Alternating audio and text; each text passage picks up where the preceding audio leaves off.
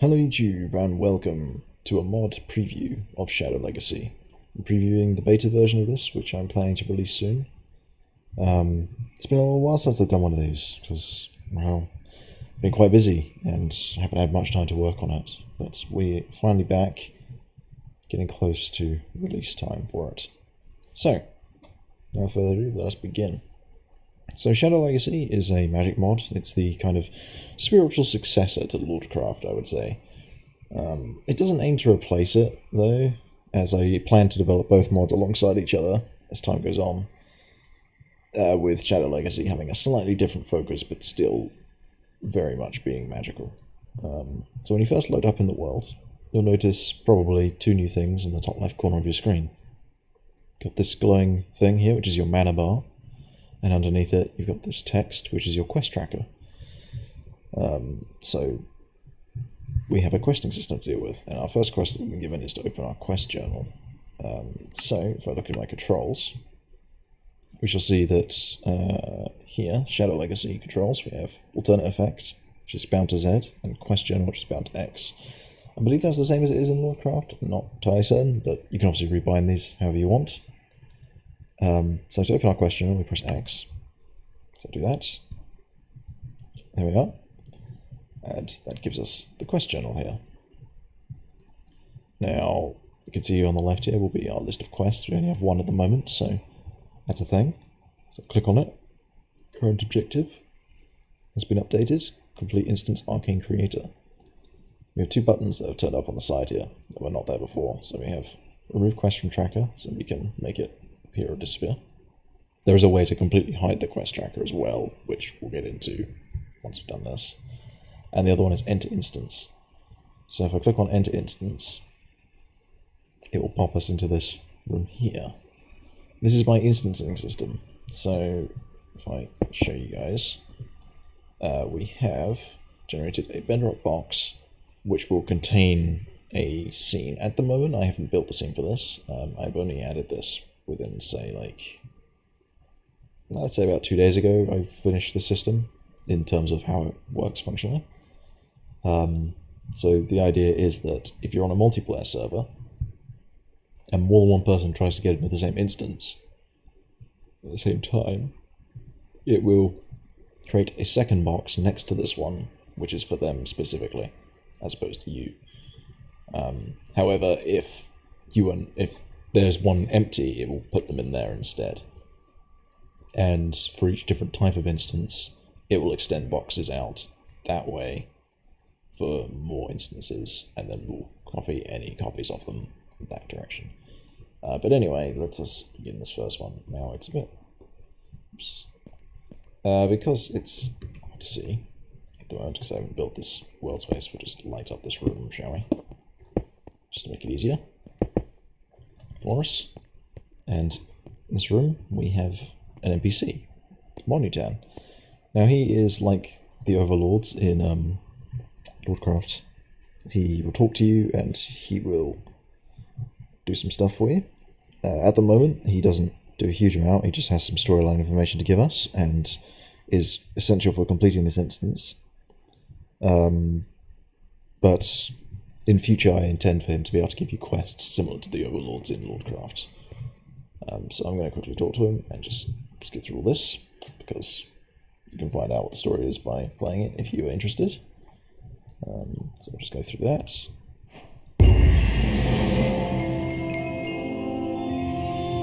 Once you finish talking to him, he will give you the Book of Knowledge, the Arcane Mysterium, which is his Book of Knowledge that he wrote, and a task to basically complete it. So similar to the researching idea in Lordcraft, we will again be researching this book, though with a new system involved, to make it more interesting. Monitor, for reference, is probably the most powerful lord in all existence, as he gave all of the other lords can only use magic because of him. He holds all of it, and he essentially shares his spirit between every other one in existence, allowing them to also use it. So that's who he is. You'll find out more about him as time goes on. And as I develop the story, this is a beta we're working towards here, so although it is not particularly buggy at the moment, as far as I know, it's not feature complete, so at least in terms of the main sort of storyline, as it were. Anyway, if I open up the Arcana Mysterium, it presents us with these two sort of selections here. And I'm going to check out passive abilities first.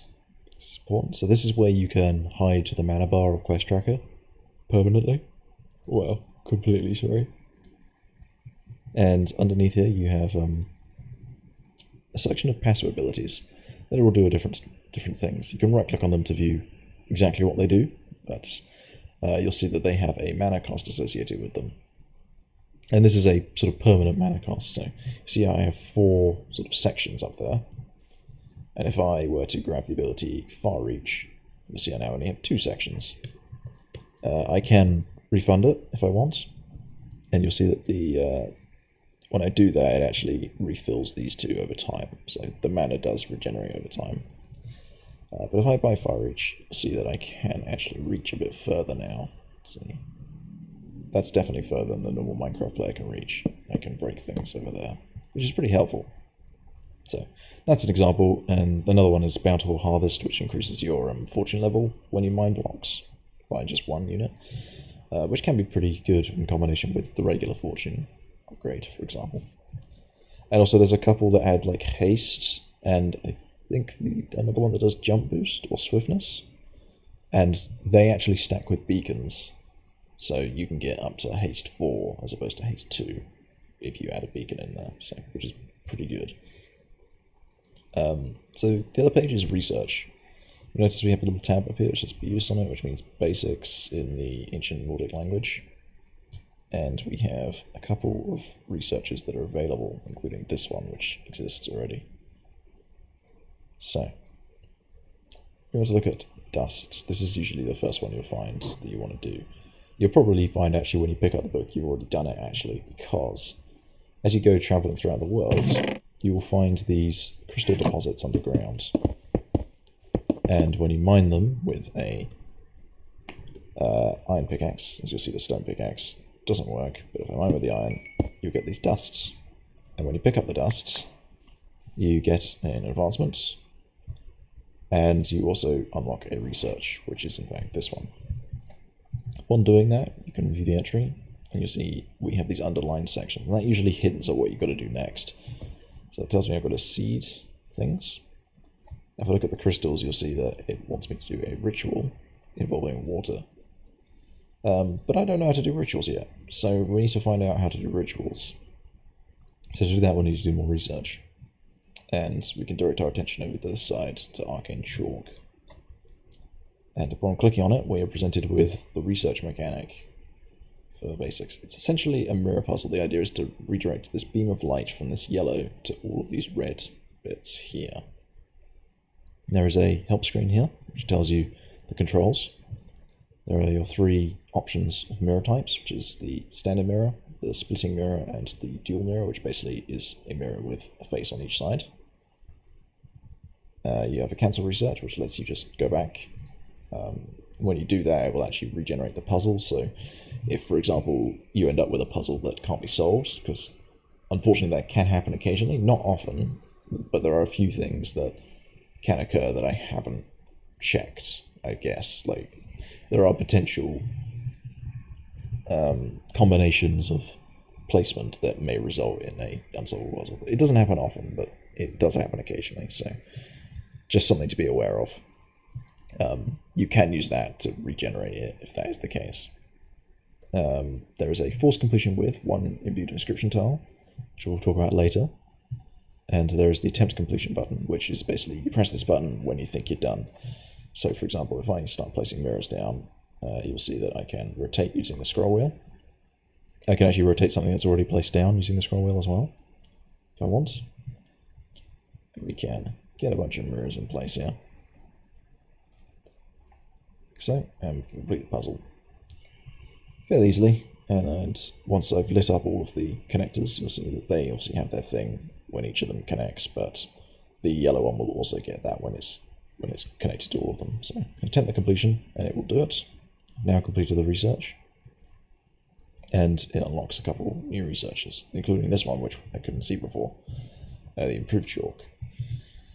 And this research here, ritual circles, it's obtainable. It says I need to draw with the chalk in order to do it. So if I grab the chalk out of here, should be able to right click on the ground to draw with it. You'll see that it has a durability bar. It has 7 durability, which technically means it has 8 uses, because it can still be used when it's on 0. So as you see, I can do it 8 times. And it places these ritual circles down, and that obviously completed that ritual there. And if we look at the improved chalk research, it actually produced some progress towards it. So I need to draw 40 circles in order to get improved chalk. So now I have these.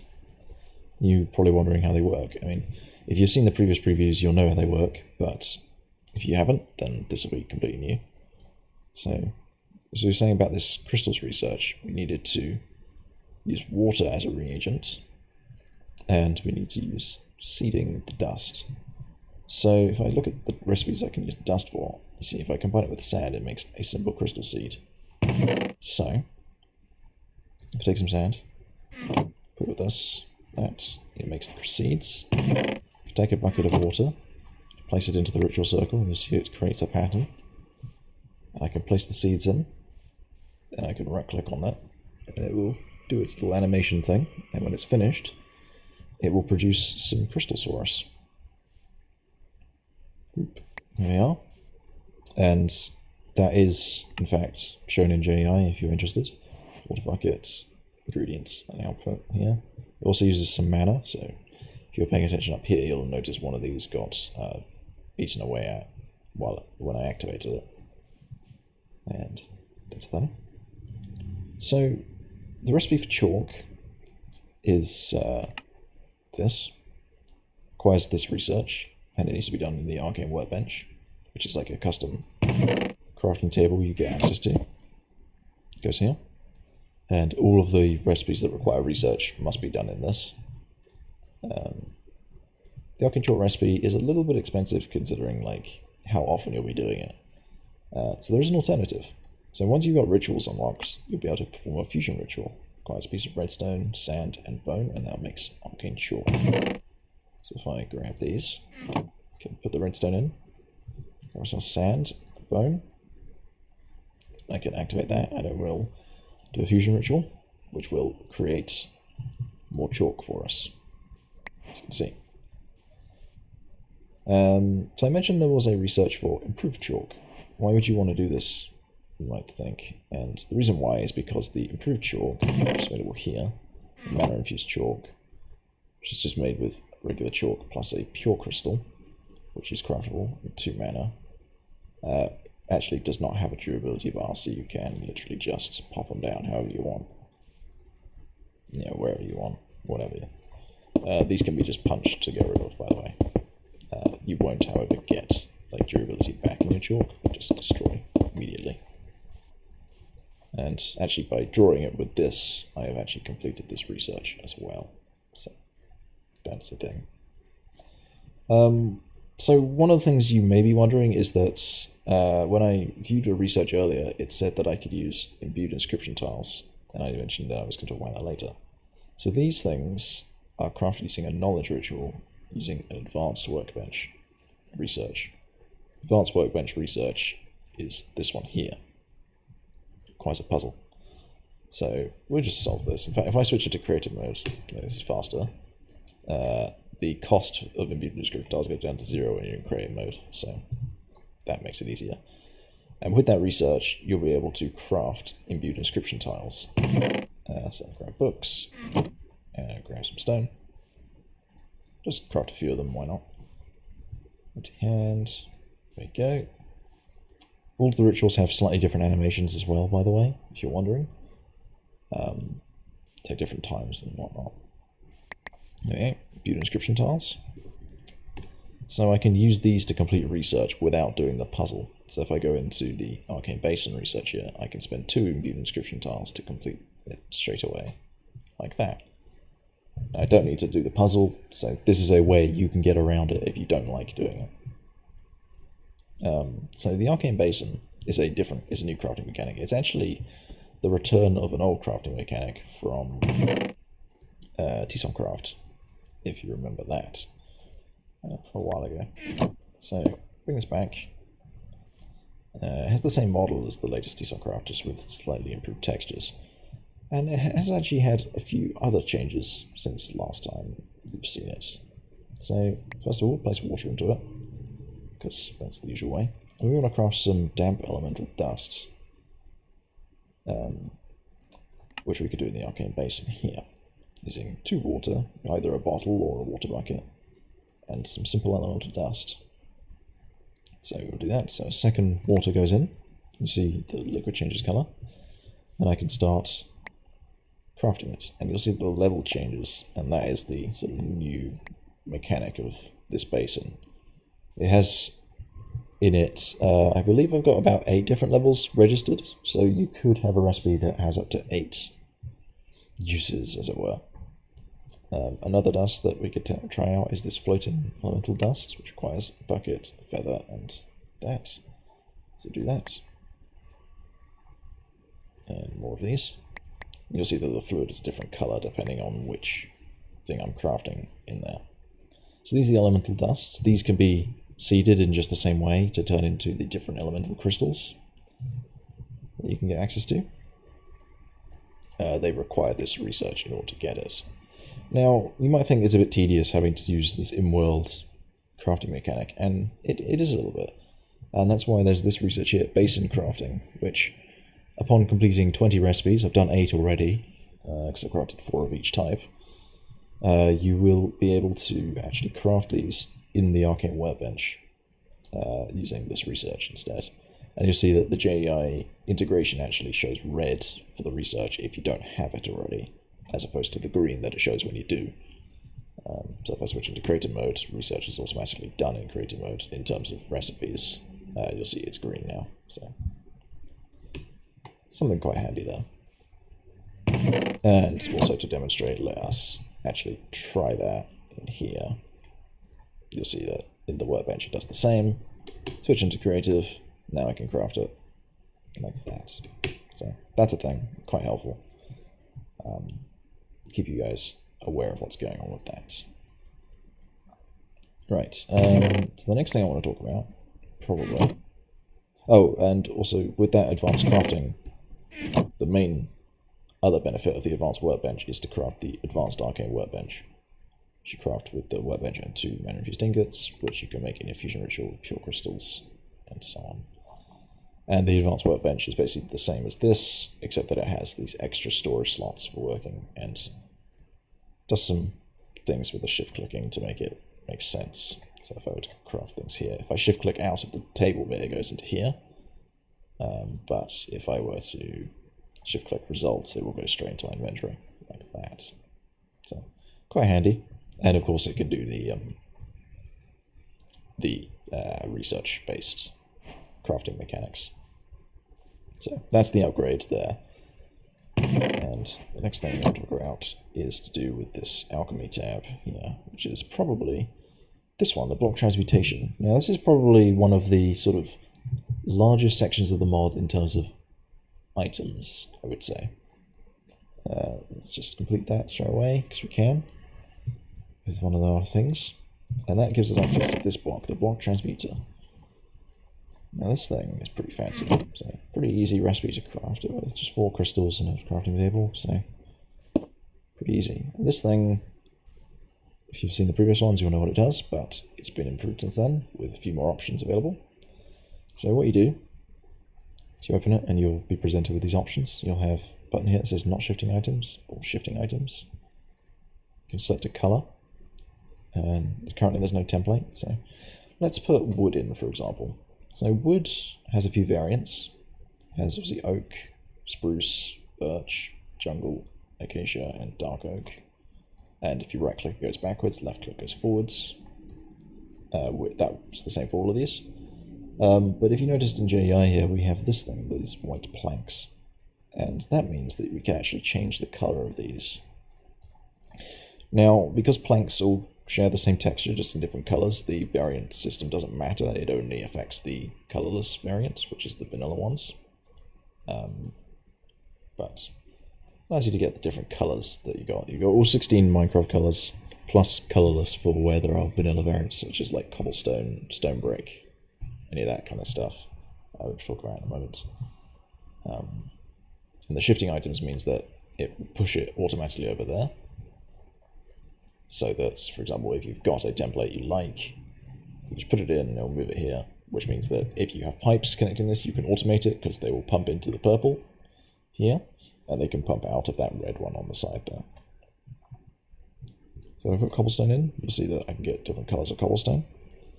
Cobblestone actually has 14 different variants. If I switch this back to colorless mode for now, we can see that we have obviously cobblestone, stone, we have stone panels.